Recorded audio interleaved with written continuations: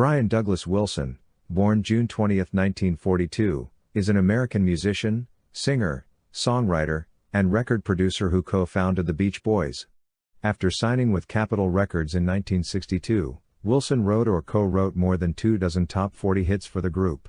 1. In addition to his unorthodox approaches to pop composition and mastery of recording techniques, Wilson is known for his lifelong struggles with mental illness. He is often referred to as a genius too, and is widely acknowledged as one of the most innovative and significant songwriters of the late 20th century. 3. The Beach Boys were formed by Wilson with his brothers Dennis and Carl, their cousin Mike Love, and friend Al Jardine. Brian, who grew up influenced by 1950s rock and roll and jazz-based vocal groups, originally functioned as the band's songwriter, producer, co-lead vocalist, bassist, keyboardist, and de facto leader. In 1964, he suffered a nervous breakdown and stopped touring with the group, which led to more personal works such as Pet Sounds, 1966, and The Unfinished Smile. As his mental health deteriorated, his contributions to the band diminished, and over the next decade, he was reputed for his reclusive lifestyle and substance abuse. 4. Following a 1992 court-ordered removal from the care of psychologist Eugene Landy, Wilson started receiving conventional medical treatment, and in the late 1990s, he began performing and recording consistently as a solo artist. He remains a member of the Beach Boys Corporation, Brother Records Incorporated. Wilson was the first pop artist credited for writing, arranging, producing, and performing his own material. He is considered a major innovator in the field of music production, the principal originator of the California sound, one of the first music producer auteurs, and the first rock producer to use the studio as its own instrument. The unusual creative control Capitol gave him over his own records effectively set a precedent that allowed other bands and artists to act as their own producers or co-producers. Wilson's success also led to a proliferation of like-minded California producers who helped supplant New York as the center of popular records.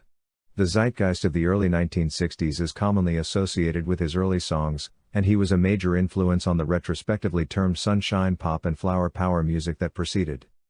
In later years, Wilson became influential to the spirit of punk rock and was regarded as godfather to an era of indie musicians who were inspired by his melodic sensibilities, chamber pop orchestrations, and recording explorations.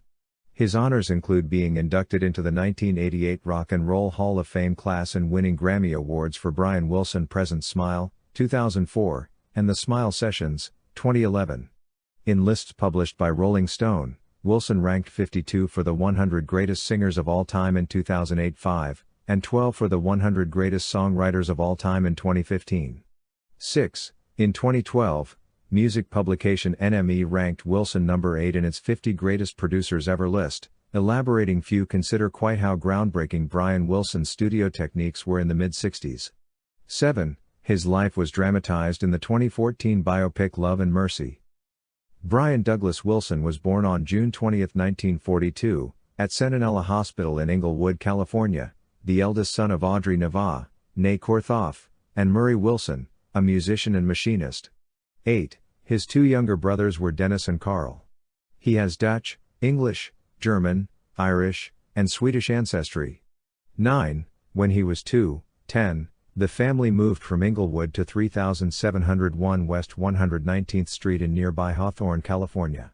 11. Speaking of Wilson's unusual musical abilities prior to his first birthday, his father said that, as a baby, he could repeat the melody from When the Caisson Go Rolling Along after only a few verses had been sung by the father.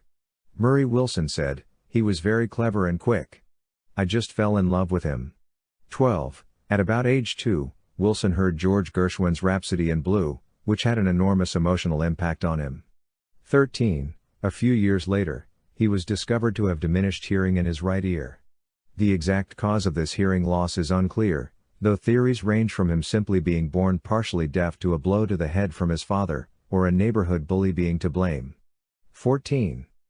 A minor musician and songwriter, Wilson's father encouraged his children in the music field in numerous ways.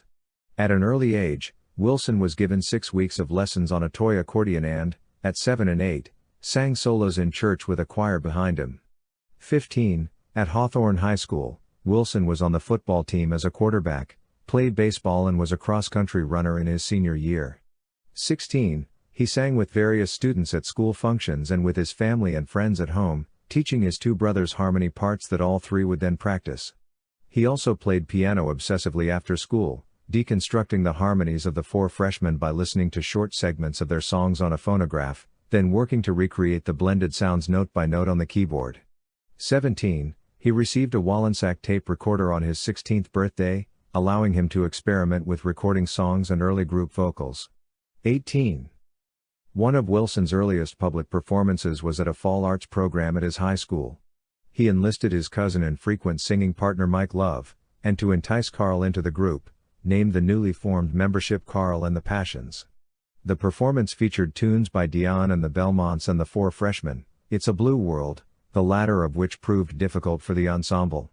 The event was notable for the impression which it made on another musician and classmate of Wilson's in the audience that night, Al Jardine.